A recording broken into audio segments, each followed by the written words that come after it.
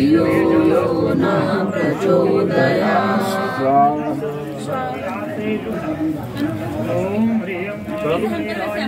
देखिए हम सब भी लोग बहुत सौभाग्यशाली हैं। यहाँ जाके धाम में भगवान महाकाल के प्रांगण में हम लोग यहाँ पर एकत्र हुए हैं। हम सब लोगों ने यहाँ से अभिषेक किया और इसके बाद यहाँ पर गायत्री महायज्ञ किया। गायत्री है क्या और गायत्री का की उपासना हमको क्यों करनी चाहिए, गायत्री हम सबके लिए आवश्यक क्यों है और गायत्री इस परिवर्तन की विधा कैसे बन सकती है।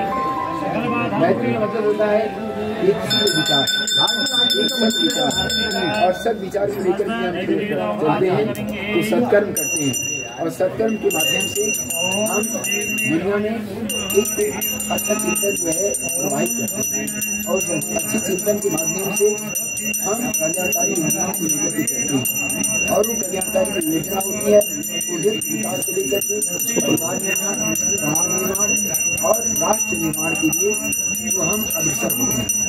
आज दुनिया में इतनी सारी विविधताएं चल रही है, एक राष्ट्र जिसे कि हम सब लोग जो है महाशक्ति कहते हैं और दूसरे राष्ट्र को निगलने के लिए तैयार हैं, क्योंकि ये महाशक्तियाँ यही नहीं जानती हैं कि अपनी शक्ति का हम सदुपयोग किस प्रकार से कर सकते हैं।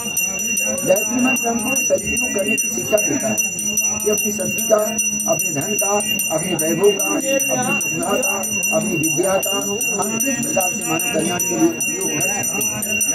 मानव कल्याण की वो चलने का जो सबसे बड़ा जो मूल मंत्र है, जो सबसे बड़ी विधा है, सबसे बड़ा जो हमारे पास तंत्र है वो गायत्री मंत्र हमको बताता है कि हम किस प्रकार से अपनी शक्तियों का सदुपयोग कर सकते हैं और शक्तियों के सदुपयोग के द्वारा हम इस संसार का किस प्रकार से विकास कर सकते हैं, किस प्रकार से कल्याण कर सकते हैं और किस प्रकार से इसको मानवता की ओर प्रेरित कर सकते हैं। तो हम सबको भगवान महाकाल की इस प्रांगण में संकल्प लेकर के जाना चाहिए कि हम आज से अपने अंदर की एक कमजोरी को, एक बुराई को और एक बीमारी को हम छोड़ करके हाथ रहेंगे। हम स्वस्थ रहेंगे, अपने विचारों को हम समुन्नत बनाएंगे और हम अपनी प्रतिभा को राष्ट्र कल्याण में, लोक कल्याण में नियोजित करेंगे, वातावरण को परिष्कृत करेंगे। हम यहाँ से एक संकल्प लेकर के जाएं। हमारी यशस्वी प्रधानमंत्री की एक योजना भी है, एक संकल्प भी है कि एक पेड़ माँ के नाम। तो आज से ही संकल्प लेकर के जाएं कि हम अपने जन्मदिन पर, अपने विवाह दिन पर और अपनी पूर्वजों की स्मृति में एक पेड़ साल में अवश्य लगाएं और उस पेड़ का कि हम सेवा शुश्रूषा और उस पेड़ का पालन पोषण उसी प्रकार से करें जिस प्रकार से अपने पुत्र का करते हैं, अपने बच्चों का करते हैं और इस प्रकार से उस वृक्ष को हम पूर्ण सिद्ध रूप से विकसित करें, पुष्पित और पल्लवित करें और वो पेड़ जो एक ही पेड़ जो है अगर हम सब लोग लगाएंगे तो ये हमारी धरती और ये हमारी दुनिया और हमारा ये देश जो है हरा भरा हो जाएगा, वातावरण परिष्कृत हो जाएगा और जो अशुद्ध जल है, अशुद्ध वायु है, अशुद्ध विचार है वो शोधित होते हुए चले जाएंगे और ये दुनिया जो है वो हर प्रकार से प्रदूषण से मुक्त हो जाएगी। तो हमको संकल्प लेकर के जाना है कि हमें स्वस्थ जीवन जीना है, हमारा मन स्वस्थ रहेगा तो एक सभ्य समाज की हमको रचना करती है, मनुष्य में देवत्व का उदय होगा और धरती में स्वर्ग का अवतरण होगा। इसके लिए हमको ये करना होगा कि हमें अपने समान ही, अपने दुख दर्द के समान ही दूसरे के दुख दर्द को समझना होगा। इसी को कहते हैं आत्मवत सर्वभूतेषु, अपनी ही आत्मा के दर्शन सभी के अंदर करना है। सभी के अंदर हमें शंकर को देखना है, शिव को देखना है। शिव का मतलब होता है कल्याणकारी तत्व और उस कल्याणकारी भाव को अपने अंदर विकसित करते हुए सभी के कल्याण की हमको जो है योजना बनानी चाहिए और सभी के कल्याण की भावना हमको करते रहना चाहिए। तब जाकर के क्या होगा, वसुधैव कुटुंबकम का भाव हमारा विकसित होगा। संपूर्ण पृथ्वी परिवार है और इसी परिवार को लेकर के हमारे ऋषियों ने काम किया है। सर्वे भवन्तु सुखिनः सर्वे सन्तु निरामया। 2020 में जब कोरोना फैला हुआ था तो हमारे देश ने वैक्सीन बनाई और उस वैक्सीन को बना करके छोटे छोटे बालकों को निःशुल्क दिया, उनसे कोई पैसा नहीं दिया। महाशक्तियाँ इस उसमें थी कि हमारा वैक्सीन बिकेगा और हम दुनिया से खूब लाभ कमाएंगे, खूब पैसा कमाएंगे।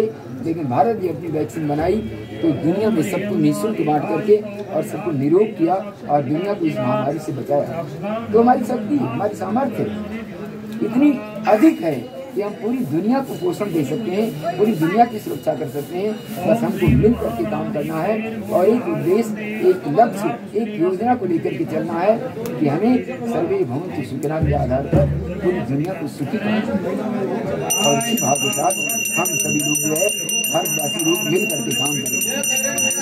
एक कथा हम लोग बचपन में पढ़ते थे कि भरा नहीं जो भाव से बहती जिसमें रसधार नहीं, वो मनुष्य नहीं, वो पत्थर है जिसमें स्वदेश का प्यार नहीं। उस स्वदेश की प्यार की भावना हमारे अंदर बदलती होनी चाहिए। और हम इसी के साथ एक कविता और उसको कहकर हम अपनी बात को पूर्ण बना देते हैं कि राष्ट्रभक्ति ले हृदय में वो खड़ा है राष्ट्र सारा, तो संकटों को मात देकर राष्ट्र विजयी हो हमारा। हम एकजुट होकर के एक मत से, एक मन से हम राष्ट्र निर्माण में, आत्मनिर्माण में, परिवार निर्माण में, समाज निर्माण में लग जाएं तो ये धरती स्वर्ग बन जाएगी और धरती में रहने वाले सभी लोग देवता बन जाएंगे। इसी के साथ आप सभी को बहुत बहुत शुभकामनाएं। भगवान शिवाधिपति की सभी को प्रेरणा मिले, उनकी कृपा मिले। शिवाधिपति भगवान एक बनेंगे, नेक बनेंगे, हम सुधरेंगे, युग सुधरेगा, हम सुधरेंगे, युग सुधरेगा, हम बदलेंगे, युग बदलेगा, हम बदलेंगे, युग बदलेगा। क्रांति अभियान सफल हो, सफल हो। ज्ञान की लाल मिसाल सदा जलेगी, सदा जलेगी। ज्ञान की ज्योति जलाने हम घर घर में जाएंगे, नया समाज बनाएंगे, नया जमाना लाएंगे। जन्म जहाँ पर हमने पाया, जन्म जहाँ पर हमने पाया, अन्न जहाँ का हमने खाया, अन्न जहाँ का हमने खाया, वस्त्र जहाँ के हमने पाया, वस्त्र जहाँ से हमने पहने, ज्ञान जहाँ से हमने पाया, ज्ञान जहाँ से हमने पाया। वाह है प्यारा देश हमारा, देश की रक्षा कौन करेगा, हम करेंगे, हम करेंगे। निर्माण कैसे होगा, व्यक्ति के निर्माण से, माँ का मस्तक ऊंचा होगा, त्याग और बलिदान से निर्माण योजना सफल हो, सफल हो, निर्माण सत्संग का सब पूर्ण हो। वंदे वेद मातरम, वंदे देव मातरम, वंदे विश्व मातरम। देखो ओम शांति शांति। ये सब बंद करो। बेटा ये जो आपको ये किताबें दी है ना हमने, ये पढ़ो, ये पढ़ के दूसरों को आपको जो है इसको